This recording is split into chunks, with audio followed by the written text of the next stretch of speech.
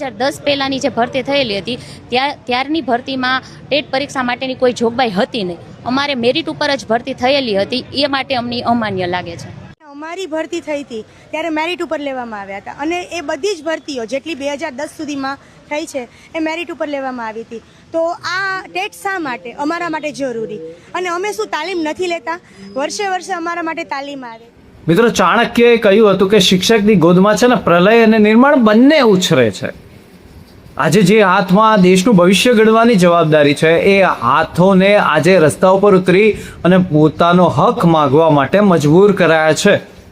આજે દેશના 25 લાખ જેટલા શિક્ષકો આંદોલન ઉપર છે. હવે વાત એમ છે કે સુપ્રીમ કોર્ટે એવો ચુકાદો આપ્યો કે જે શિક્ષકો ટેટ પાસ કર્યા વગરના છે એમણે 2 વર્ષની અંદર ટેટની પરીક્ષા પાસ કરવી પડશે, નહીંતર એમને પોતાની નોકરીથી બરતરફ કરવામાં આવી શકે છે. મતલબ એમને એમની ક્વોલિફિકેશનને સાબિત કરવી પડશે.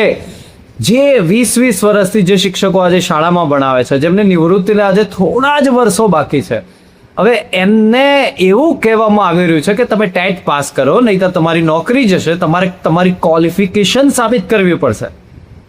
જે માણસે આખી જિંદગી ભણાવવામાં કાઢી ના એને પોતાની ક્વોલિફિકેશન સાબિત કરવાનું કહેવામાં આવે છે. હવે અહીંયા વાત એવી કરવામાં આવી રહી છે કે ક્વોલિટી એટલે કે ગુણવત્તા સાથે કોઈ સમાધાન, કોમ્પ્રોમાઇઝ નથી કરવો. આ એક સાંભળવામાં બહુ સરસ ડાયલોગ છે, પણ મારો એક સીધો પ્રશ્ન છે કે જ્યારે દેશમાં વસ્તી ગણતરી કરાવવી હોય, ચૂંટણીના મતદાન મથકો સંભાળવા હોય, સરકારી કાર્યક્રમોને આગળ વધારવા હોય કે પછી નેતાઓની રેલીમાં ભીડ ભેગી કરવી હોય, ત્યારે આ શિક્ષકોની ક્વોલિટી યાદ નથી આવતી. ચૂંટણીની ડ્યુટીમાં કોઈ પરીક્ષાની જરૂર નથી પડતી, ત્યાં તો શિક્ષક રાતોરાત ક્વોલિફાઈડ થઈ જાય છે.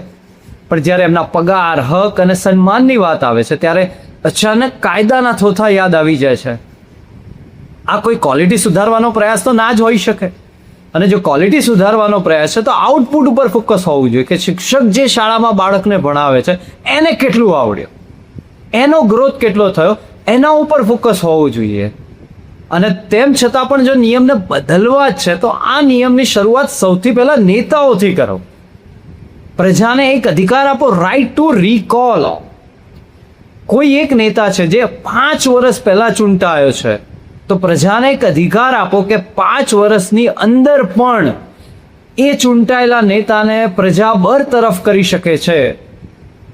જો નિયમને બદલવો છે તો આઈએએસ આઈપીએસ ઓફિસરોને કહો કે તમે 5 વર્ષ, 10 વર્ષ, 15 વર્ષ પહેલા પરીક્ષા પાસ કરી છે, હવે ફરી એકવાર પરીક્ષા પાસ કરો. પીઆઈ પીએસઆઈને કહો કે જે તમે 10 વર્ષ પહેલા ફિઝિકલ ટેસ્ટ પાસ કર્યો તો એ ટેસ્ટ હવે ફરીથી પાસ કરો. એમબીબીએસ ડોક્ટરને કહો કે ભાઈ તમે જ્યારે આજથી 10, 15 વર્ષ, 20 વર્ષ પહેલા પરીક્ષા પાસ કરી હતી એમબીબીએસની, એ વખતે આવા સાધન નહોતા, તો હવે તમે ફરીથી એમબીબીએસની પરીક્ષા પાસ કરો, નહીં તો તમારી ડિગ્રી જતી રહેશે. ઇવન જજ સાહેબને પણ કહો કે તમે જ્યારે ડૉક્ટર બન્યા છો જજ બન્યા છો 20 વર્ષ પહેલાં, ત્યારે કાયદા અલગ હતા, અત્યારે કાયદા અલગ છે, તો ફરીથી તમારી ડિગ્રી સાબિત કરો. ત્યાં આવું કરવાની કોઈની હિંમત નહીં છે. માત્ર પ્રાથમિક શાળાના જે શિક્ષકો છે એમને સોફ્ટ ટાર્ગેટ બનાવવામાં આવે છે. આ આંદોલનની સૌથી મોટી સુંદરતા છે ને મિત્રો, એ છે કે એમાં એવા પણ શિક્ષકો ઊભા છે જે પોતે ટેટ પાસ છતાં પણ પોતાના સાથીદારોની સાથે લડાઈમાં ઊભા રહ્યા છે. આ લડાઈ છે ને કોઈ પરીક્ષાથી ભાગવાની નથી, પણ આ લડાઈ સિસ્ટમની જોખમી સામેની છે. સરકારે પણ આ વાતને સમજવી જોઈએ કે આનું પ્રેક્ટિકલ સોલ્યુશન હોવું જોઈએ. મિત્રો, આ વાત ગમી હોય તો વિડીયોને શેર કરશો. મળીશું નેક્સ્ટ વિડીયોમાં.